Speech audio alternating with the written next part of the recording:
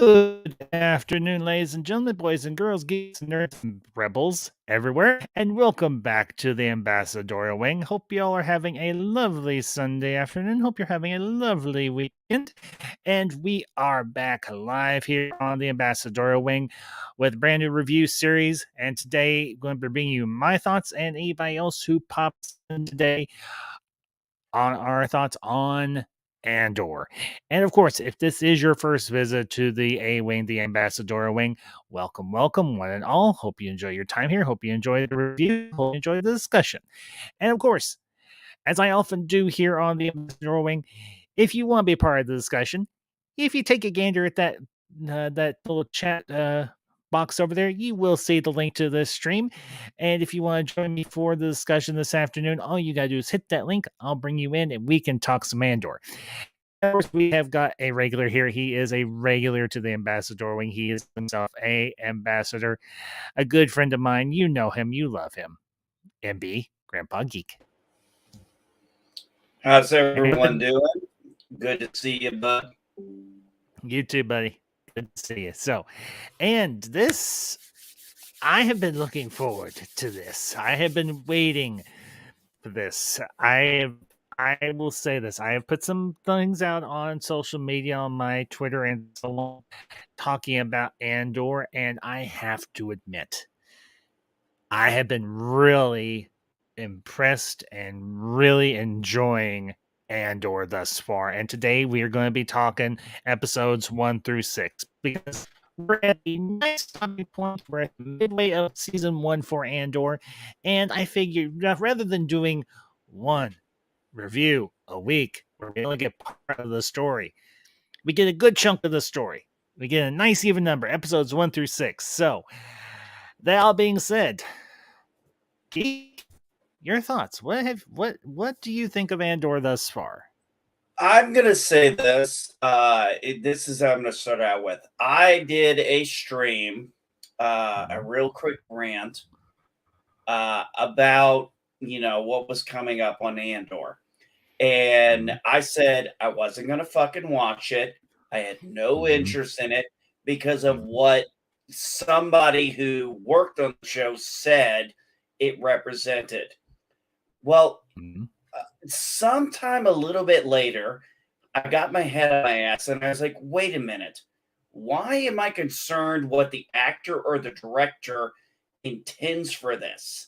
I'm like, I have watched movies where directors, actors, and writers were going into a certain they had a certain thought on something. And I'm like, wait a minute, so many people saw it differently than what you originally intended. I'm watching Andor and I'm like, okay, whatever you think it is because of your bias, okay, Star Wars is a long time ago in a galaxy far, far away. In translation, I'm reading history fiction. I am not reading modern interpretations. And once I got my head wrapped around that and realized, wait a minute, why should I not watch a show just because of what one actor says and not watch it and maybe get my own thoughts on it? So I gave it a shot. I gave it a shot. I said, you know what? I'm going to break that. I did not delete the video on my YouTube channel. It's still there because I don't do that. I'm not going to renege on it. I'm going to own up to it. I was wrong. I wasn't wrong about the show. I thought the show potentially based on the trailers had promise, but I let that affect me for a short time. And I'm like, okay, I don't know what show you were acting on, but then I had to remember. Actually, I'm sorry, I'm getting a little long-winded here, but I have to remember. We have to remember actors and writers and directors, they don't see the final product right away. They have so much in there. And then you go through the editor and then the final product. So for all we know, whatever her intention on saying, oh, this is about this American political politics. It's like, maybe, but that might be a scene that gets deleted because I'm not seeing it. I'm not seeing the bullshit that I was told I was going to see. I'm Mhm. actually very much enjoying it. I feel like it's really picked up. Okay, Mhm. one other thing, and then I will shut up for a second. Okay. We know what happens to Andor. Yes. Okay, we know his end. Okay, but here's the thing: people are like, whatever, he dies. I'm like, we all die. It's the question How of about what we did while we were alive. that? Everybody dies, but how does one lives one's life?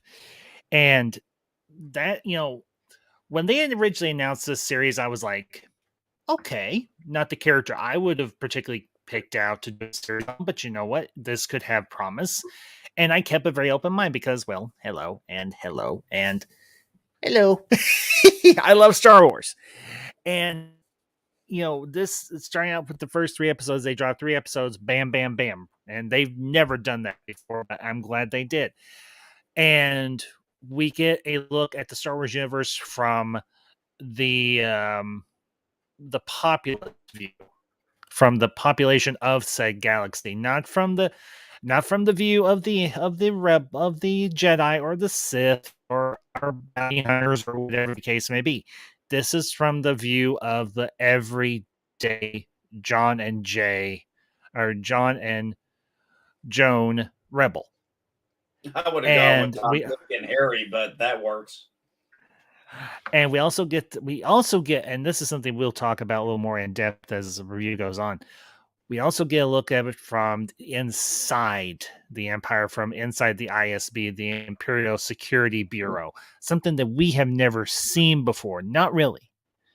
There's been references to it, there's been books about it, but we've never seen it fleshed out this way. And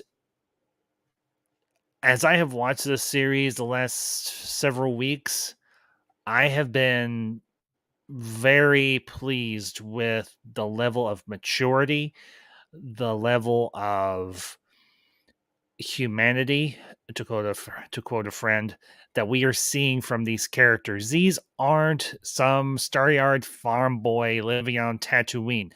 These are people that are living their everyday lives surrounded by what will become extraordinary events. This is the prequel of the prequel of a lot of people regard as quite literally the only real good film to come out of a Disney Lucasfilm, since Disney bought Lucasfilm from George Lucas back in 2012. Now, one of the things that we will discuss at length is the fact that this was not done in the volume. This was not done in a volume. This was not necessarily done on a soundstage. This was shot on location. They Oh, built really? these It sets. wasn't shot in the volume. Oh, No, I didn't know that. yeah, this was not shot in the volume. This was done. These were practical sets that were built. They shot on location in different places around the world. And Ambassador, just real quick, mm, do you want to explain mm. what the volume is in case anybody doesn't know what we're talking about? Well, I think for most people, but very shortly, the volume is a virtual studio where they can download all sorts of different backgrounds and environments in a controlled location, and it's a piece of sound, of a stagecraft that is being used on series like Book of Boba Fett and The Mandalorian predominantly. But Andor was shot on location. Except I mentioned some of the sets were built on sound stages, but the majority of it is practical sets and location, and it shows. It absolutely Yes, shows. Now, obviously, it actually does show. It is very mhm. well. One of the things I liked about Rogue One, if you don't mind me, Ambassador, No, not at is all. okay. You have the prequel series that is you have the shiny, polished stuff, and people are like, Mhm. "Oh, Star Wars was shiny." I'm like, "Oh, you're missing the point of the fact Mhm. that these are shiny ships. You're missing the point here." And we go through that, and then we get to Rogue One, and we see Mhm. the beautiful glitz and glamour of the high rise. For all intents and purposes, that could have been New York City's high rise. And then what Mhm. we saw Andor in Rogue One, he might as well have been in the ghetto. Yeah, pretty much. Well, And, in and I this think as that's something that a lot of people forget, that Mhm. for every great city, there's probably a ghetto somewhere in that city. Mm. Well, if you look at the stratification in particular of, say, Coruscant has very much a very massive. I mean, we've seen it in, um, we saw it in the Clone Wars. We've seen it a little bit in other video games or media or anything. But you're right, geek. Every city, major or minor, has a slum, has a ghetto, and what we've Coruscant, it seen, was the bottom ones. You get yeah, into the it was the lower lower cities. levels. Yeah, you get Hmm. into the lower levels and stuff. It's like, oh yeah, everything's great up top, which I actually thought was a great analogy in the old EU, Hmm. was how, oh, everything looks great up here. And And then you everything get sucks down down to the below for everybody slums. else. Yes, but you really get to explore that. And I'm not trying to get off topic, but you really get to explore that in certain areas of like the EU, like Hmm. certain video games and certain books and stuff, where it's Yeah. like there was a lower class and a poor class on Coruscant. Just Yes. remember, Coruscant was a city, was a planet that was literally built city on city on city. Yeah, pretty much. Yeah, Well, but Game that's Andor that's did. the uh, that's the analogy I got from that visual right there. Was like, Mhm. hey, here's Coruscant. Yeah, here's the lower levels y'all don't see. Right. Well, the interesting thing we get with Andor is this doesn't. We only get a few scenes on Coruscant, but the thing that I've really appreciated, and we're going to try and do this review kind of chronological order, episode by episode, as much as possible, and where is feasible. Absolutely. We meet Andor as a young kid on this backwater planet. This series takes place on the backwater worlds. I mean, we only spend a little bit of time on Coruscant in any given episode. This takes place out in the outer rim or the mid rim worlds. It isn't on Coruscant. It isn't on Naboo. It isn't on Tatooine. For heaven's sake, thank you, thank you, thank you. We've finally got. I don't get me wrong. I love Tatooine. A lot of cool stuff happens there, but I want to see something other than freaking desert. And in this series, we've seen all sorts of environments. Obviously, we've seen Coruscant from the level of the business of Luthen Riel's, Stellan Skarsgård's character, his business. We saw it from the angle of the ISB, and we've seen a broad diversification of environments in this series, and I absolutely love it. I mean, The um, scenery is the really gorgeous. yeah, it is, and you can tell they put a lot of time and a lot of effort into these sets. It's No, I agree with you 100%. I mean, the sets are gorgeous. like, mhm, Uh, one of the things I really liked about this mhm, was, one of the things I really liked about it was, hey, not everything is, we had those two different phases in the prequels versus the originals. You had the mhm, very shiny stuff, and then you had the dark and kind of gritty kind of stuff. And mhm.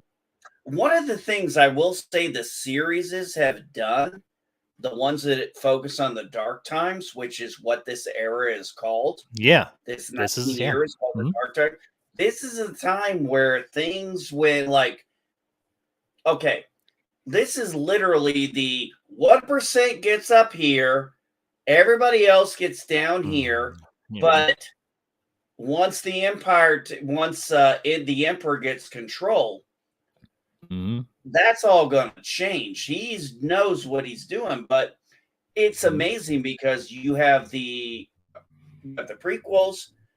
Uh, uh, that one of the things I loved about him was showing the genius of Palpatine, Yeah. his Well, his genius, mhm. and then you have the originals where he made the mistake, which I almost thought was rather prophetic, where he said, when he was talking to Yoda, and he's like, your overconfidence is your undoing, or however and it was kind of Mhm. like, well, no shit, dude, that's what you thought in this one. Right about Yeah. this time, though, we're 5 years before the Battle of Yavin. We're Mhm. 5 years before the Battle of Scarif. Yeah. And even when we get to episode 6, the Emperor is still confident he's going to win. He really Yeah. still thinks this is insignificant. So, Mhm. what they're doing, and I mean, he literally fell into his own trap. And we're watching, I mean, he's not really in it. But we're No, we watching do him not see fall into his the own Emperor. trap. Yeah, the Emperor does not have a single. Thus far, has not had a single scene of screen time in this series, and that I think is good. What they're focusing on is obviously the titular character Andor, Cassian Andor. We find out where he comes from. He came from a backwater world that was Yep. exploited by the Empire, and he becomes the first scene of this series. He's looking for his sister. He goes to this casino and everything. It's run by a corporation. It's kind of a layover place for the corporate workers and so on. And what happens? He gets accosted by a pair of security officers, corrupt security officers, and what ends up happening? He kills him. Now you've got this if I don't remember all the names of all the characters, I do apologize most sincerely because there's a lot of characters in this series. So if I don't hit everybody's name, but you have the one young, cocky, very aggressive security officer who is like, we need to hunt down this person. We need to bring him for justice. And his superior is saying, dude, I'm your superior. You are my subordinate. Let it drop. Let it be. Can I speak Superior. on that real quick Yeah, when sure. you're done? Yeah, go ahead. Yeah. Go ahead, Geek. Oh, all right now? Okay, Mm. here's the thing about that. That guy was just trying to do his job right. Mm-hmm. That was it. And his superior was getting his way. Now, I'm retired military. Mm-hmm. You worked in probably many different industries. You know damn well there are times when you're like, I'm right. I know I'm right. I know this will fucking work, but I can't get leadership to listen to me. So Mm-hmm. you get into that point. He aggressively pursued this, and if you want the honest opinion, rightfully so. This Yeah, wasn't I about this. Okay. This guy, yes, he wanted to advance his career. What person doesn't want to advance their career to a better level? But he literally went to his boss, and the boss wants him to lie. mm, His boss is literally telling him, okay, well, how this? And he wants him to lie. And he's like, I'm not going to lie. I'm going to do the right thing. And he pays for doing the right. There is a saying we used to say in the military. It's like, it's great to do the right thing until it fucks you. yeah. And the name of the character is Cyril Karn, played by Kyle Solar. But yeah, I pulled up the cast list that way I can just refer to it as I need to. Um, you got this guy Cyril Karn, who is he's like, we're gonna go in, we're gonna catch this guy that killed two of our fellas, and we're gonna bring him to justice.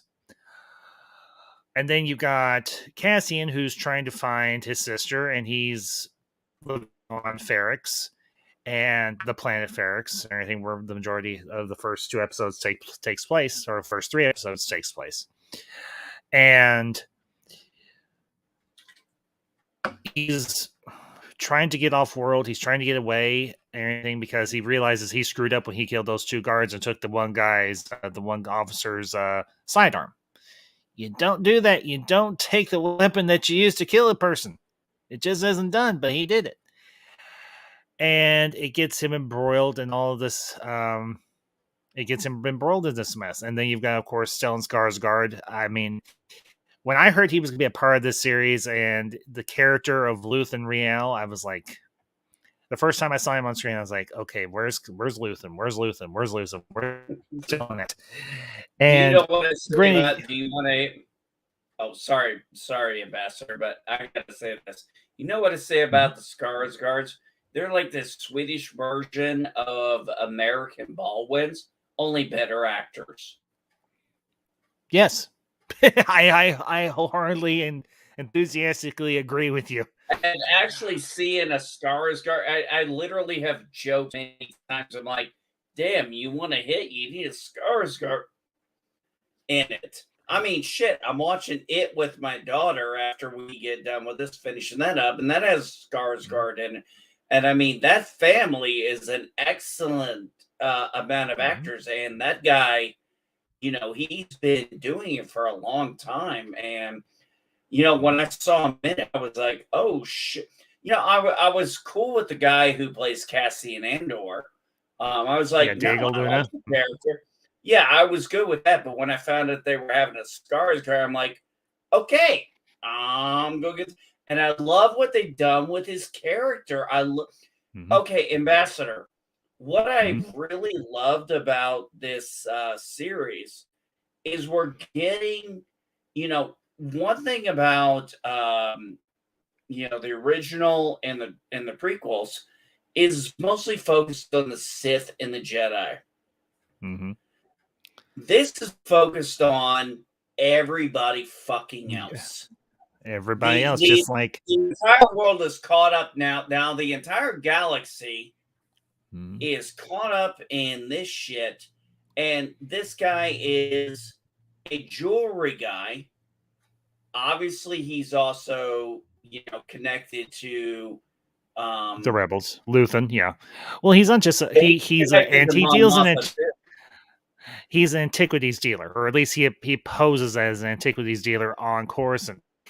And everybody was, and when the first time we see Luthen's shop, and everybody's geeking out that we saw Starkiller's helmet from the end of, or the Sith version of Force Unleashed, and we saw those oversized. Well, they I think they were supposed to be artist interpretations of a Jedi holocron and a Sith holocron, because we both know that a Jedi holocron aren't that big. I think those were more meant to be artist representations or decoration rather than actual holocrons. In the EU, most holocrons for the Jedi are cube shaped. And well, if Sith holocrons are generally pyramid shaped. Well, if you remember those two objects that are sitting on that shelf, one's shaped like a cube, the other one's shaped like a pyramid. Yeah. But it's for us, the hardcore Star Wars fans, it's a nice little Easter egg, it's a nice little nod. But the real joy of this series, the real interest in anything, the thing for me especially, is the character development, the world development, the slow pace of this. This is by all textbook definitions a slow burn, and that is the strength of this series. I mean, I've heard a lot of people say this, and I cannot say I disagree. I wish some of the other Star Wars live action series that we've gotten have been as slow as this. Now, I will say Mandalorian did have this slower pace, but I wish Book of Boba Fett and I wish Obi-Wan had as slow a pace as this does. Does that mean it diminishes my enjoyment of those other two series? No, but I just wish they had been able to do the same thing with Kenobi and with Fett that they have done with Andor. But getting back to Andor Yeah, specifically. yeah. Hmm. You see, we're going to disagree there. Um, Hmm. as far as the Book of Boba Fett, I thought it was decent, but I've never been a Boba Fett fan. So, I mean, not in the comics, not in the EU, nowhere. I've never been a Boba Fett fan. I've actually never understood the appeal to him, and that's okay. I'm fine with that. Now, Kenobi, I'm going to disagree with you on that because I thought that was, despite Oh no. some of the Hmm. other people we've had in our community who absolutely think it breaks canon, I disagree. I just have I not had the also, discussion. We yeah, should have a I, discussion on how you know what we should do that, Ambassador. We should have a discussion on how Kenobi actually. works. Works. Well, I mean, this is a thing I've said. Some of the show, okay, some of the Disney shows have Hmm. added weight to the OG. Hmm. Okay, that's the key thing I always look for. Is Hmm. these are these prequels or these interquels adding weight to the OG? Kenobi, in my opinion, added a freaking crap ton of weight to Star Wars: A New Hope. But Hmm. I agree. that would be something you and I would have to talk about another time Sure. Yeah, another because I time. know we're Absolutely. Yeah. focused on this. But Yeah. as far as Andor goes, this is very different. It's not clones. Yes. It's not Nope. Jedi. Nope. It's not rebels. Well, It's it just is, but it's the yeah. I beginning. mean, it happens literally at the same time as rebels because they're both 5 years before Mhm. Exactly. Yep. The Battle of Yavin. Yavin. Yeah. Yep. So they all Exactly. kind of go in together. I'm gonna tell you this character other than Andor, in Mhm. my opinion. I love the fact that we're getting more of Mon Mothma.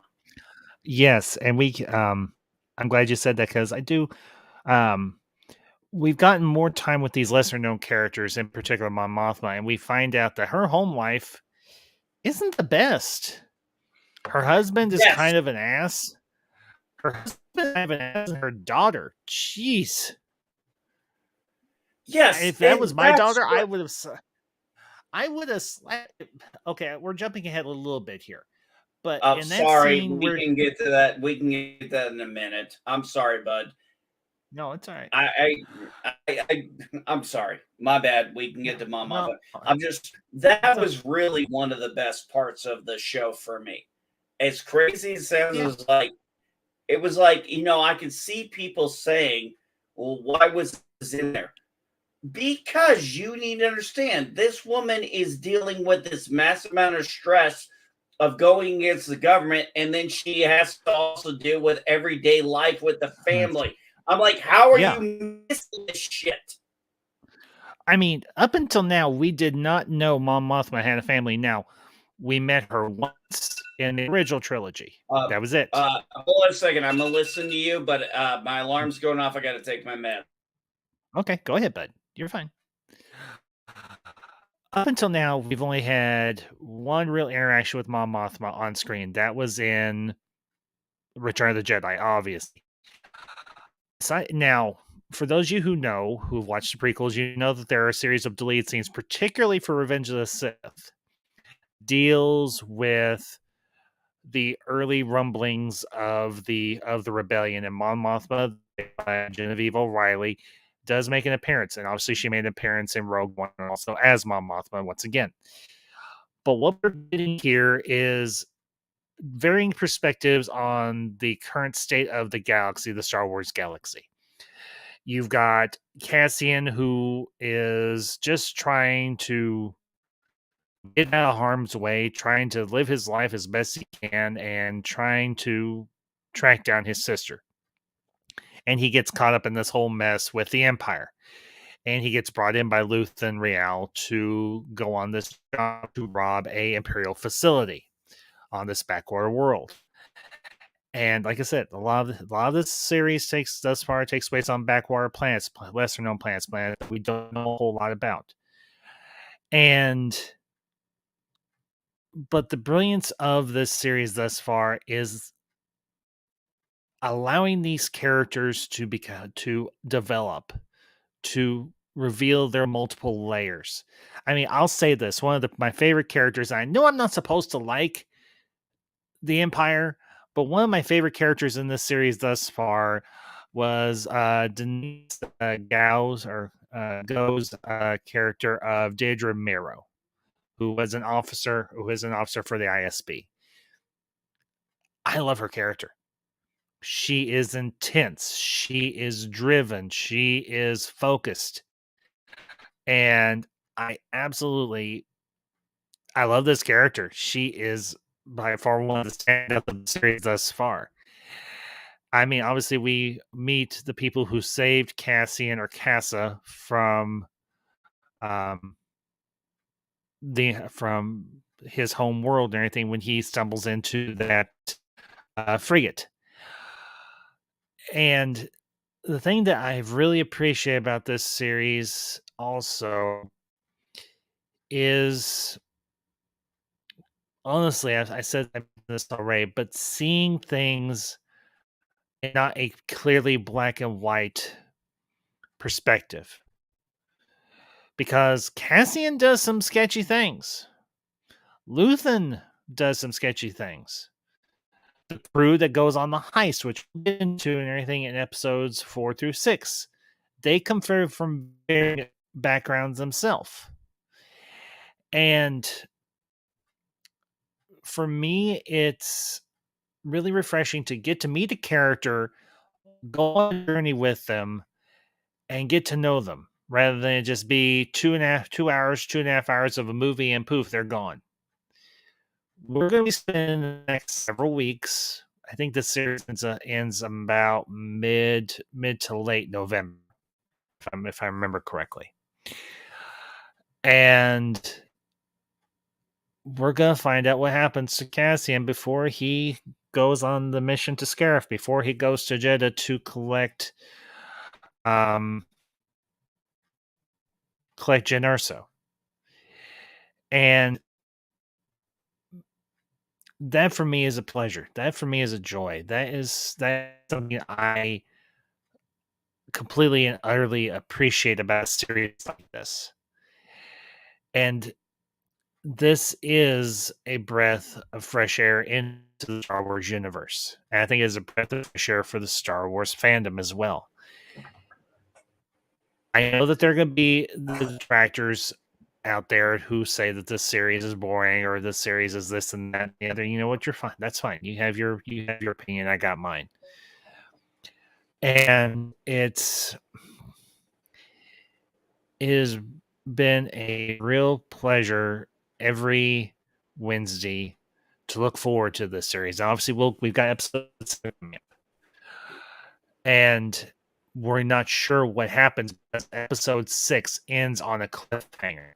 But the one thing I want to discuss or anything, because I know your time is limited, Geek, I want to jump ahead. I got a little more time.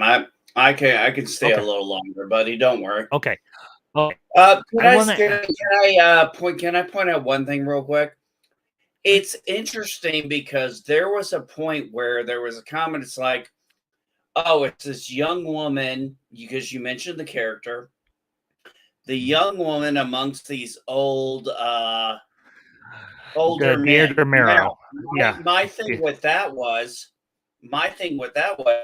let's remember, most of these people who are older grew up under the fractured republic, went through the Clone Wars, and as far as they're concerned, this is probably the most stable the galaxy has been in their opinion, because they're like, everything was fractured. Now things are, civilized in a way where they're orderly. Like, okay, I was 20 years military. I want things orderly. I don't want to screw around. I don't need chaos and stuff. But I think that's really where it was. It was like they're comfortable, but when you get to a certain level in the military, you start getting a little comfortable. So maybe now that we're 15 years into the empire, and remember, a lot of those imperial officers served in the Republic Army or the Republic Navy and served during the Clone Wars. So as far as they're Exactly. concerned, they're like, hey, things are good. Don't the whole thing is she reminds me actually what I like about her, even though Mhm. she is completely the antithesis of me when it comes to my views on rights. The point of the matter is she is wanting to rock the boat to do what is the empire's right thing, and they're kind of like, yeah, we got more important things to do. But she did kick off an important trope that happens every now and then. She is smart enough to see a pattern of random events and put Mhm. them together that nobody else can see. And here's the thing, she even admits they're too random to be seen as a pattern. But the younger guy is like, you see what they don't see. Yeah, exactly. This is, as I mentioned, this series really gives us a better understanding of the inner workings of both the early stages of the rebellion, also at least one aspect of the empire, and that's the ISB, the Imperial Security Bureau. Which And you it's said mainly, which you did say, other than if you've read the EU, you don't know jack shit about the ISP. exactly. Yeah, exactly. And the other thing that we find out is the events in this series have consequences. Andor has to go on the run because he kills those two security officers. What ends up happening to him, he gets picked up by Luthen Riel, and he gets brought in as an independent contractor on this heist job for the rebels. What happens when Cyril Karn goes after Cassian? Well, his entire security detail gets shut down. The Empire comes in and takes over of Ferrix. Yeah, because This he over what he did was he did the right thing. He just did not have all, and there's a part of me that can't fully blame him because he had to do that on his own, thinking he was doing the right thing, which in his mind, actually, I can't argue that he wasn't doing the right thing because all he was doing was looking for a murderer in his mindset. that's that right, exactly. He Two of his own security people got killed, and Okay, I'm a Marine and I'm an airman. How do you think it would feel if somebody murdered two of my guys and I figured out who they you'd be were? pissed. You'd be rightfully pissed, and you'd be like, "Okay, let's find this Joker and let's bring him to justice." And that entire sequence in episode 3 of Andor, where they finally get to Ferrix, he's there, he's cornered, and the people in the town are starting to rise up. And then Luthen comes in and he's like, I can offer you a way out. You have to leave with me now. And Cassian's like, well, what about the stars chart? He's like, I don't care about the star chart. I came for you. He's like, I was looking for somebody who had the guts to stand up to the Empire, to stand up to who had your kind of balls, who had your type of cojones to do what needs to be done in a situation like this. And Well, they that get was out. it. Yeah, that was the interesting thing. He's like, yes, I want this damn object and I'll take it if that's all I get. But I really came for you. This was literally the fucking object was a red herring. Yeah. And okay, it's one thing I want to speak about real briefly. Luthen's ship, the Fondor. I love that ship. I also love the reference because it's a reference to a world in the EU because it is a shipbuilding world. It's in an industrial world, a lot like the Kuwait shipyards. It's lesser known.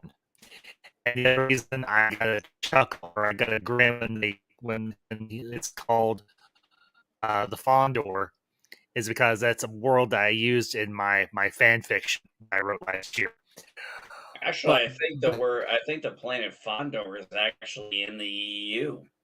You might have, it is. maybe not Yeah. spelled the same way, but I think that sounds familiar. No, it is. It's the Fondor. Yep. Yeah, It's okay. the exact same way. But I love the design of Luthen's ship. It's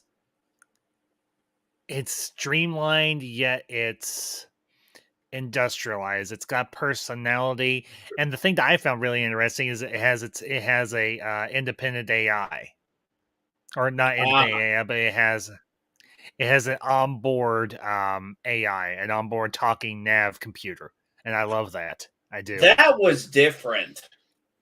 Yeah, I did. I love that. I love the aspect of that of Luthen's You know, ship. but that makes sense because since he's a jewelry dealer, he probably can. Antiquities, not jewelry. Antiquities. Get it right, geek. Okay, antiquities. So he probably could afford that high end and Yep. put it on an older model and basically just reverse engineer it. So, he could Well, have no, he both. probably just. I get the very distinct impression that ship was a custom job. He could probably afford Oh, it. yeah, yeah, yeah. Definitely it was a custom job. That But whole it's ship, a lock, very stock, and nice. barrel. Mm-hmm. Okay, I'm gonna say this, and I don't Mm-hmm. care how anybody thinks about it. Star Wars has better starships than Star Trek. I'm just gonna say that I agree. I wholeheartedly agree. because they have this beautiful thing of okay. Look at Coruscant. Look what they built. Look what Quartz built. Look what the company that builds the twin ion engines, the TIEs built. Look at Mm-hmm. the X Wings, the A Wings, Mm-hmm. the B Wings. I Mm-hmm. mean, these people, they build so many different types of ships. Mm-hmm. Honestly, when they do them right, they're gorgeous. And in Andor, I'm going to say another set of gorgeous ships. Well, granted, we've only seen one ship thus far, and that was Luthen's ship, and then that shuttle that they get away in on from the heist. But still, two very nice ships. Yeah, They can be rugged, they can be and honestly, I think I like them more because of the ruggedness of them. it's because it sticks true to the time period. It's industrialized, and that's what we're accustomed to. We're accustomed to seeing work vehicles. We're accustomed to seeing trailers and trucks and haulers and all this other stuff, and that's what we got here. We are definitely And if you seeing. live where, well, you live Mhm. in Indianapolis, but I live, a little more in the Nice. country area of Indiana, and Mhm. wait, you live in Muncie? No, I'd rather. I live in Indiana. I just don't want to say particularly where. No offense, geek. Oh, then no offense, I just thought I heard you say It's okay. Muncie, which that's No, all. nowhere Anyway, near. Nowhere. I'm nowhere where near. I live in Indiana, it's harvesting time, and it's just, Yep. Mhm. it's a beautiful thing. But it's the timing of everything, the way it goes. Uh, oh God, I had a point to that. Totally forgot it. Fuck. Well, I think the Okay. point. I Anyway, think the let's point get you're back to trying the to. show. Yes. What do you? The. Mhm. Well, moving on from the first three episodes. I mean, obviously Cassian gets away with Luthen, and now I we're into thought the midst of a everything. heist. I think everything really built up. Up. Oh shit! I'm sorry. By what? You didn't say anything wrong. No, I interrupted you, and I've been trying really hard not to do that kind of shit. The Okay. really big point for me was about episode 3 or 4, Mhm. when Cassian gets to the job. That's really when shit picked up. Well, the interesting thing with the series thus far, the first six episodes, there is a structure to how these first six episodes are structured. You've got slow build up to a main event, and then the main event pops, and then you have a bit of a calm period, and then the tension starts to rise again. And you see it in episode 3, and you see it in episode 6. Episode 3 is when Cassian gets away from Ferrex. Episode 6 is the culmination of the heist. Yes, And but one of the key things that was pointed on there was the fact that before the op, mm, they were all having trouble sleeping. I'm mm-hmm, like, that is okay. If that's normal. you're Mm-hmm, That is very normal.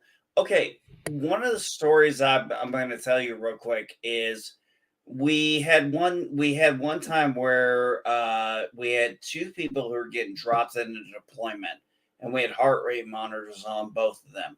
One was a seasoned veteran, one was a rookie.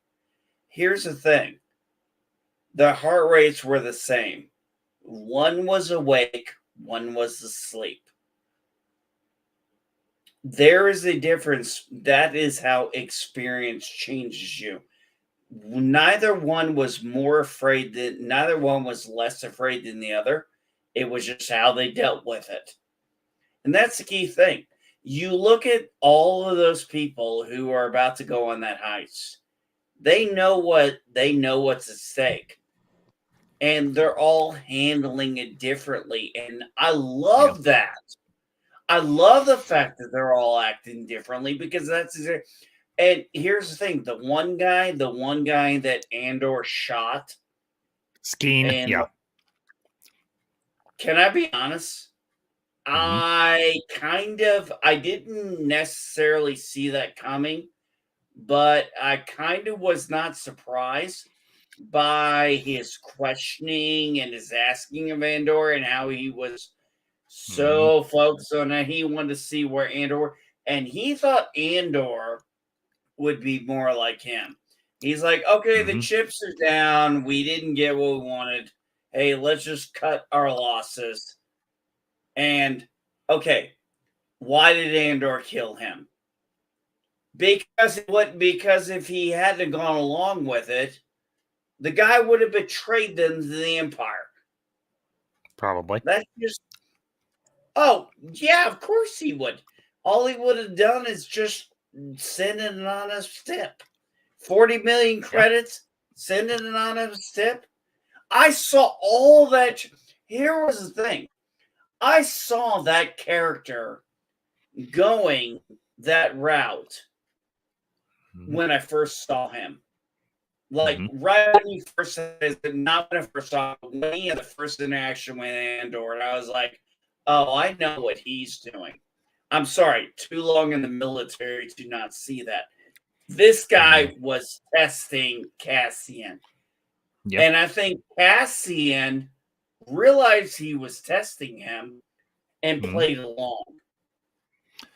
It's very likely.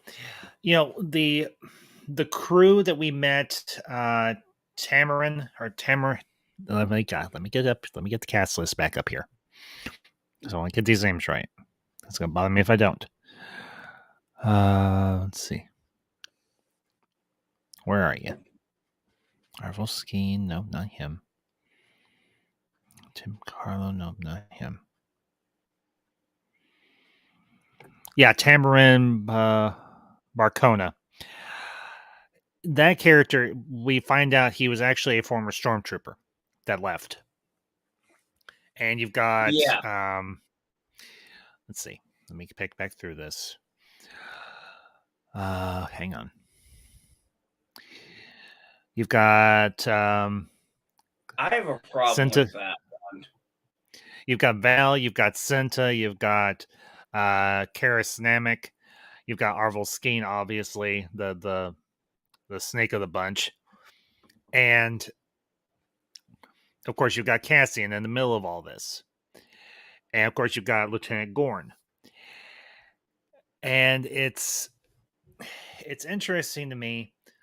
You've got so many different people coming from different backgrounds to do this heist, all for the sake of the rebellion. And of course, you've got Luthen, who plans the whole thing, lock, stock, and barrel, and is using it as a fundraiser for the rebellion, because he says to his assistant there at the shop on Coruscant, by this time tomorrow, either it'll be over or it'll have just begun. And obviously, we know Well, that one of the problems is, Mhm. and this is just from my point of view, they have to take a risk, and we've seen them take a risk in this. This is the thing, to set up a rebellion. Remember, this whole series and what is going to come after is that the whole Mhm. point of Rebels in this is the Mhm. fact that they weren't united. Nope. They were a faction. They were all different factions, and Well, this was a remember. Mhm. faction. And I think Well, Mon Mothma and the Skarsgård character, what they were Luthen. trying to do was unite these factions to fight the Empire. Well, remember, this is called the Rebel Alliance, and it's obviously an alliance of various different cells. I mean, obviously, if you remember in Rogue One, when Jyn Erso gets brought in, she's like, "Aren't you all on the same team?" And they're like, "Well, no. Saw Gerrera and his partisans went too far in how we conduct ourselves." And of course, we will eventually see Saw Gerrera, Forrest Whitaker's character, once again at some point during the series. I imagine within the next um, 6 episodes, we're Actually, going to see I both. gotta admit, I've never seen Forrest Whitaker as an antagonist type, but I gotta admit, I Well, sympathize with him in some ways.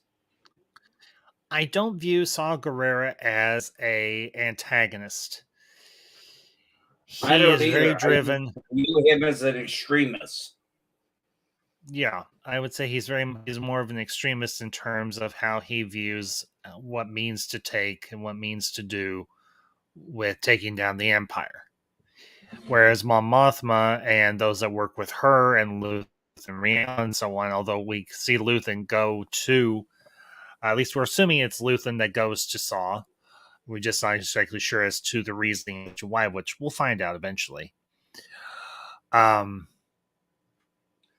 and I don't want to get into Remember, a bunch of what. remember, Mon Mothma was a politician, whereas Mhm. Saul Guerrera, Has even the always been a Clone rebel. Wars. Remember, he was in the Mm-hmm. Clone Wars series. He fought I during the remember. Clone Wars for the Republic, lost his Yeah. sister, Mhm. and I don't think he ever recovered from that. But when the Republic was lost, I mean, it was like, oh, we It, won, but Saul Guerrero was like, no, we lost. We lost hard. Now, and well, yeah. remember, none of these people knew the background story, what was going on during the Clone Wars. They didn't know that Darth Mhm. Sidious No, to and them, Darth Treyas were basically putting that whole war together. you mean Darth Tyrannus, Count Darth Dooku. Tyrannus. Yes, you're right. Sorry. What It's did okay. I say? You said Darth Treya, but Oh, I think you meant Darth Kreh from no, I meant the. Darth Tyrannus, not Darth Treyas. Okay. Sorry. Okay. Yeah, my Anyway, bad.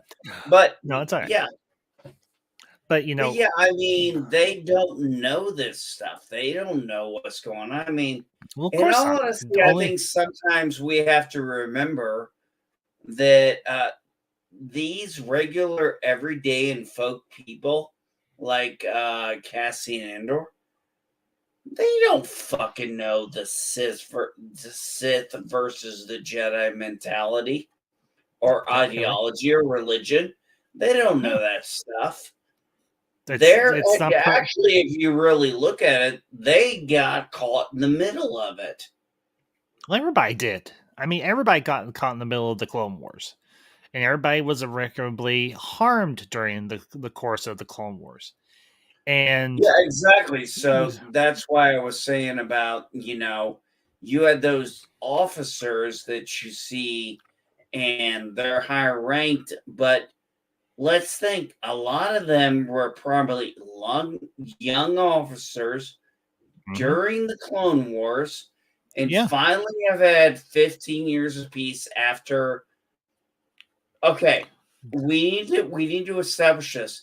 The Clone Wars was fucking a war from hell for the Republic and the Yeah. Second It Order. was it was a long, protracted, destructive war. Yeah, And it's what we're getting with this series and what we got. And the thing that I love is the fact that Tony Gilroy and his brother came back to do this series, to write it and to produce it, along with Diego Luna. And they brought that same sense of humanity, that same sense of the ground's eye view of the Star Wars galaxy. And these people that are on this heist job come from different backgrounds, different walks of life, have different ideas. I mean, okay, the one young kid, the one that gets smashed by the the cart of credits on the freighter. He's the idealist of the bunch. He's written his manifesto, and Vel and everything after he dies in episode 6 is like, he wanted you to have this, and Cassian's like, I don't want it. She's like, well, he wants you to have it anyway, so take it. And because something that they say and everything, something that Nemec says in episode 4, the Empire is forcing us to forget how to be reliant for ourselves. The Empire is forcing us to forget what our freedoms and our liberties are, because they want us to feel safe and secure under their governance. Something that Diego Luna said in the lead up to this series is actually very true, and I'm glad he said it because I think it is pertinent here. This series is not necessarily an allegory for current world events, but this series is an allegory for how certain events that have taken place in the world's history can be reflected in a series like this. When somebody asked him, how did you sneak into an Imperial facility, he's like, you just have to belong there, you just have to act like you belong there. He's like, do you really think the Empire is going to look at somebody like me and think that I can sneak into their facilities? No. He's like, and I love this line and everything that Andor says. They sit in their seats of power so fat and satisfied with what they've built. I hear him say that, and I can't help but think of the same thing when I think of our. And I don't want to get off on a big tangent here. I'm just going to say this briefly and let it be. I cannot help but think that there are a lot of people in this country right now, perhaps around the world, who feel the same way about their current situations in terms of the governments that they're having to deal with. And that's all I'm going to say. the sad But part is being a guy who spent so many years mhm. in secret facilities, which are called skiffs. Which, okay, folks, I'm going to tell you this right now. The term skiff, just look it up, SCIF. I'm going to tell you right now, knowing top secret information ain't that Mhm. fucking interesting. And 99% of you wouldn't even know what the fuck was the top secret part unless it had the Porsche marking on it. But anyway, Andor, I've got to say, Mhm. it brings that level of it brings a new level of which, look, I know there's a lot of people who don't like Disney Star Wars. Mhm. Okay, fine, I can respect that, I can deal with that, I can disagree with that at points, but I like what I like and I don't like what I don't like. I like Andor. I think this is, I made the mistake of judging it initially based on what one of the actors said. And I'm like, why am I doing that when You I brought it should up. Yeah. judge it on my own fucking merit? Yeah, exactly. And you have. And I'm glad that you Yeah. did. I'm No, I because, did, and I'm very happy I did because I think it's been a good like I said, we all know what's gonna happen to him, but, this is the thing, is like, well, we all knew he's gonna die, but when I said at the beginning, we're all gonna die, but how did how we do we live? Yeah, What exactly. did we do during that time? That is the key thing. Yeah. Okay, we may not be okay, people are like, "Well, am I gonna be remembered?" We don't know. Well, But does it matter if you're remembered or does it matter what you did? I mean, what is your honestly, I've told people they're like, "Well, nobody will remember me." I'm like, "Well, do you feel you had a good life?" At this point, they go, "Yeah." I'm like, "Then what are you worried about?" yeah, exactly. And this is kind of the Well, thing with Andor. He's recruited in. mhm. Uh, I'm actually thinking he is becoming a very good character because, we're seeing him when he was more the thief. Now he's starting to see there's a bigger picture. Yeah, And there's a he's, much bigger picture. well, he's also seen the price of that picture. Mhm. Well, the other thing about this series is for the first time we don't s- we are getting an opportunity to see people that work for the empire as just more than the black hats, as just more than the pure villain. I mean, you look at a character like Deidre Marrow. I would not, yes, she works for an evil organization, but is she herself evil, or is she trying to root out what she perceives as a threat to the empire? And No, actually, you bring up a good point there. And I think something that people, okay, we'll have to talk about that online. Never mind. I'll that's fine. I'll talk to you about that another time. But that's a That's fine. it's just a simple thing. She only can perceive what she knows. Yeah, exactly. So as far as she is concerned, she is very young. And I said this earlier. You had a lot of old people there who had probably okay, it's only been Yeah, 15 years. yeah. You've brought Most this of up. those senior officers Yeah, probably were part of the Clone Wars, yeah. They were probably probably. see the Empire as the fix because we know the Republic was screwed up. I mean, shit, this is literally the Roman Empire falling apart, becoming the Empire. Yeah, exactly. I mean, And she sees this as, but she's grown up in this. She's young enough to where she's she's grown grown up. up. So as far as she's She's grown up. concerned, yeah, she's grown up She in has it. grown up And under the empire. She has yeah, grown up I'm under sorry. imperial. Let me get this out.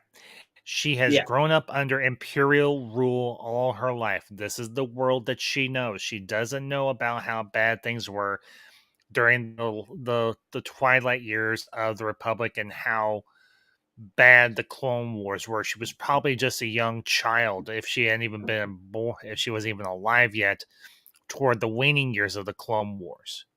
We don't know. But exactly. that's So all she knows is for the all her empire. life is, Mhm. yeah, the Empire.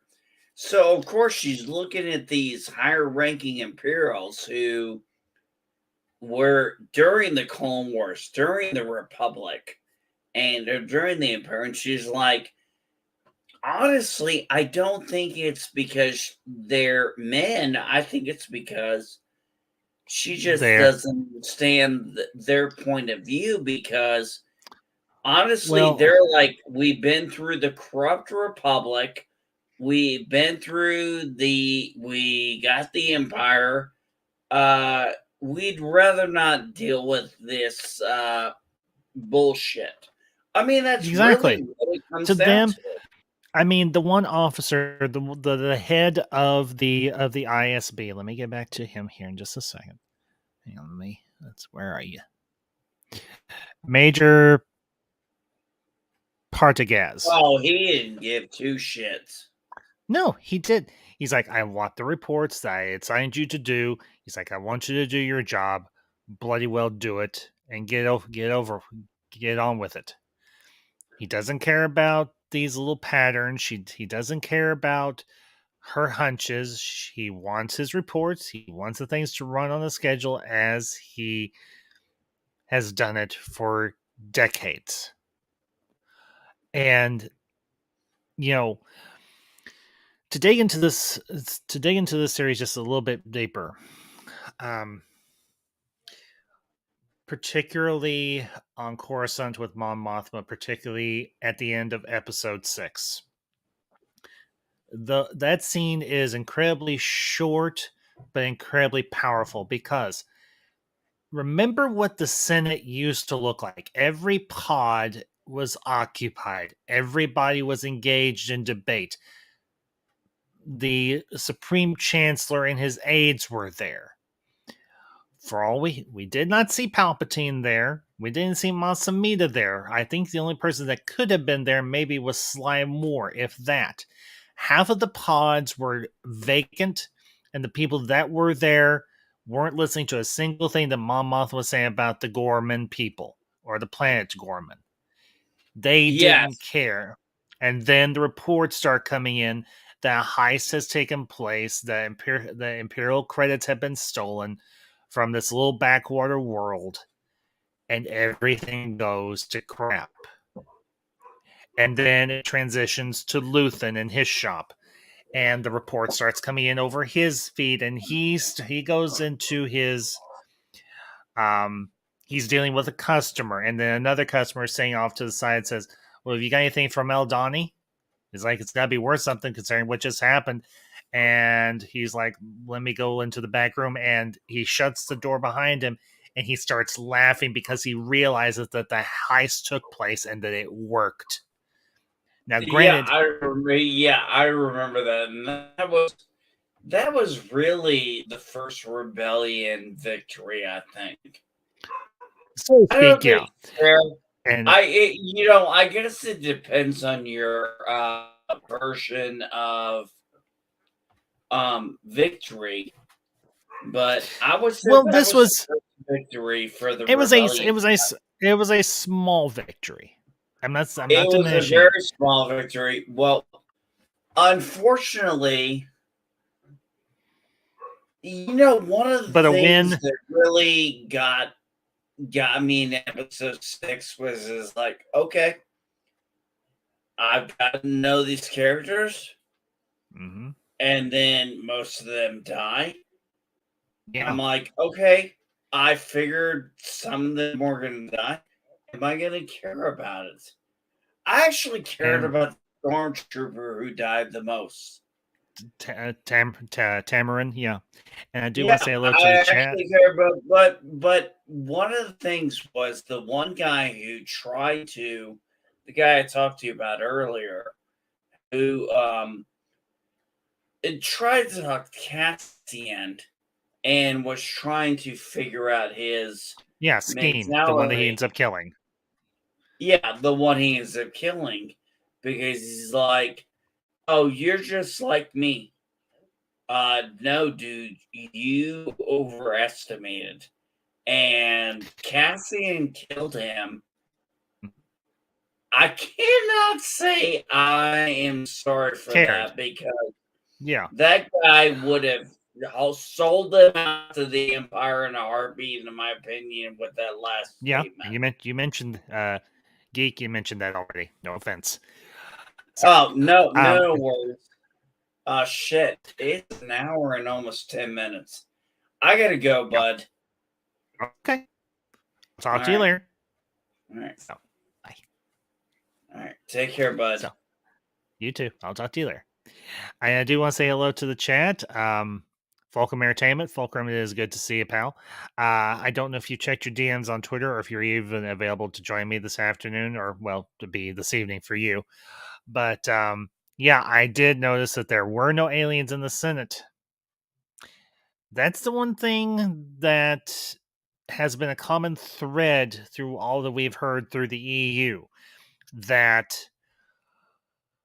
aliens were pushed off to the side after the Empire took charge, that the Empire became very anti-alien, because if you realize, a lot of the worlds or a lot of the races that were a part of the Separatists were in fact alien, and there was a lot of anti-alien propaganda put out by the Empire.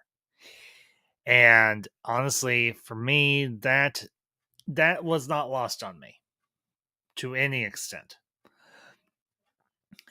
You know, the wonderful thing about this, about a series like this, a slow burn series like Andor, is you get to breathe in the world. You really get to breathe in the world, and you get to know the characters that are on that screen in front of you. And that for me has been a real pleasure. And it's honestly, it is refreshing. You know, I was talking with another good friend of mine and everything. You see him on the channel numerous times, Zach Leary. And I asked him if he's been keeping up with Andor. He actually messaged me the night that the 3 episodes dropped. And he's like, dude, have you watched Andor yet? I was like, no, I haven't. And he's like, dude, this series is on point. I was like, I'm going to watch it as soon as I get home from work. He's like, it has been so well paced and so well written, and the characters have a level of humanity to them that we've not seen in a long time. And I'm like, these are good things that I like to hear. And you know, it's refreshing to talk about a series like this, because it isn't overly funny, and it isn't too splashy with the action. There have been, I think, a total of 2 or 3 action sequences in this entire series thus far. And I am honestly okay with that.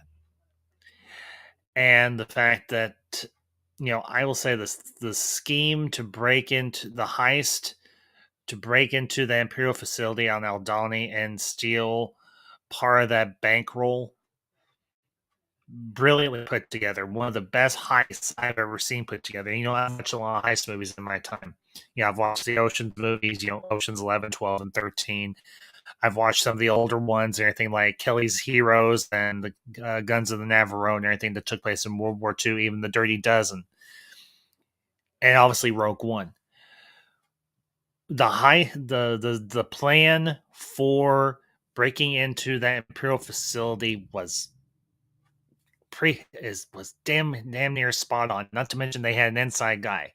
You know, when we're starting in episode 4 through 6, we're spending all this time on this planet called Aldani, and it's a backwater world, as I've mentioned. A lot of the worlds and everything have been in the series thus far. Lesser known worlds that might have been referenced on a star chart, a fictionalized star chart of the Star Wars galaxy.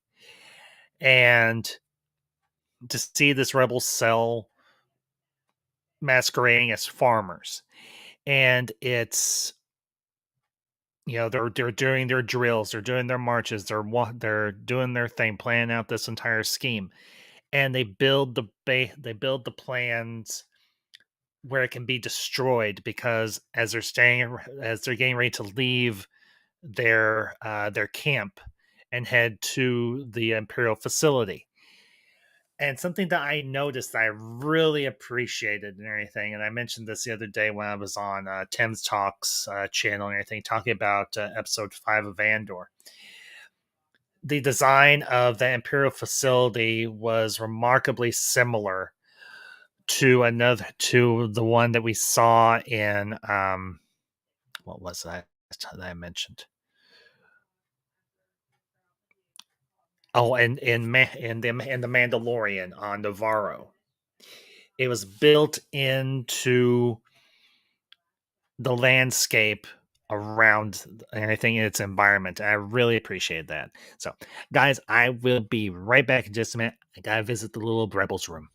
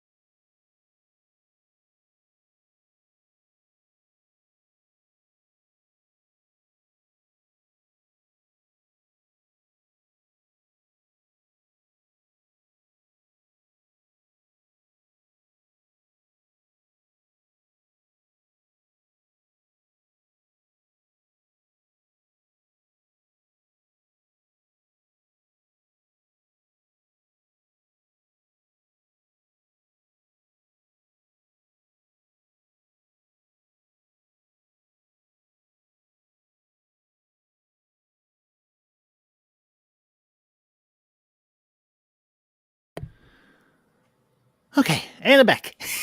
Sorry, sometimes the call of nature answer beckons, and you can't say no for much longer. But as I was saying, this heist, the scheme for it was brilliantly put together, and some of the visuals that we saw, particularly in episode 6, I really enjoyed, particularly the Eye of Eldani. One of the most beautiful pieces of visual effects work I have seen in a very long time. I mean, the whole sky just lit up in color, and it is just absolutely gorgeous, and well, also very deadly, because just as the crew is getting out with the Imperial transport, and they're being chased down by a trio of TIE fighters, and the fact that we see how land-based TIE fighters are launched. Now, granted, we saw how they're launched from a ship in Mandalorian season 2 with the episode The Rescue, but this is the first time we've ever seen them being launched from a groundside base, or anything, Imperial groundside base. And these little details, these little inner workings are to a geek like me, they are so dang cool. And the reference from Rogue One, when Nemec is telling Cassian to climb, climb, climb just before he passes out, just like what K2SO says to Cassian and Jen when they're in the vault. And that was not lost on me. I'm like, wait a minute, I heard this before. And I remembered it was K2SO just before he dies. Never before has a droid's death made me weep, but K2SO's death made me weep. Except maybe for when R2 got zapped by, but of course R2 didn't die. He just got zapped by that Jawa ion blaster. But, you know, I have to say this series has been very much substance over style. And I am happy for that. After the glut of style over substance that we got in the sequel trilogy, I'm not going to bring that up, just to say this here. To get style over substance in the sequel trilogy, but to get substance over style. And that substance is world building, character building, solidly written characters that you are invested in, whether they are the good guy or the bad guy or somewhere in between. Andor has been a delight to watch, and I cannot wait for episodes 7 through 12 of this series. I am absolutely chomping at the bit for Wednesday. So, but I'm not going to spend a whole lot more time because I've kind of said my piece on episodes 1 through 6. I do want to let you all know before I do start to wrap up here If I was going to score episodes 1 through 6, just based on the first 6 episodes and the first 3 arcs that we've gotten thus far, I'd have to give Andor, being we don't have the whole sum, we only have part of it. I'm gonna give it a 7 out of 10. That's my score for Andor thus far. It's a 7 out of 10. It is solid, but I want to see how it pays off with the rest of season 1. But a few updates and everything for the channel before I do wrap up for this afternoon. I do want to let you all know, me and the Council of Ones will be back this coming Thursday at our normal time, 3:30 Central, with our continuing review of Crusade, the spinoff series from Babylon 5. And we'll be doing 2 episodes to catch up where we kind of fell behind last week. And we'll be doing episodes The Path of Sorrow and I can't remember the name of the episode, but we're doing 2 episodes this week. Me and Mam and Ambassador are also planning on doing our review of She-Hulk, the full series. So keep your eyes and ears out for that and everything. I'll be scheduling that once we figure out a day to do it. I will, of course, will be back and everything with more Halloween content coming up in a week or so. Well, be later this week, going into next week and everything. And I'll be scheduling all that out as well with my collaborators and my friends and everything as we plan out the reviews for Halloween. And just to let y'all know, no, I will not be reviewing Halloween Ends. Not a movie I'm interested in. So, but I do want to say thank you to everybody who tunes in today. Of course, if you catch us on the replay, leave your comments down below with anything myself or MB Geek and everything brought up during this review today. And let us know, what have you been enjoying about Andor? Have you watched it? If you haven't, do you plan on watching it? If you haven't, why not? Anything, all opinions are welcome here, as always. So, but anyway, you all have a great Sunday. I will see you all next time. Have a great weekend. May the Force be with you. And until next time, this is the Ambassador, signing off.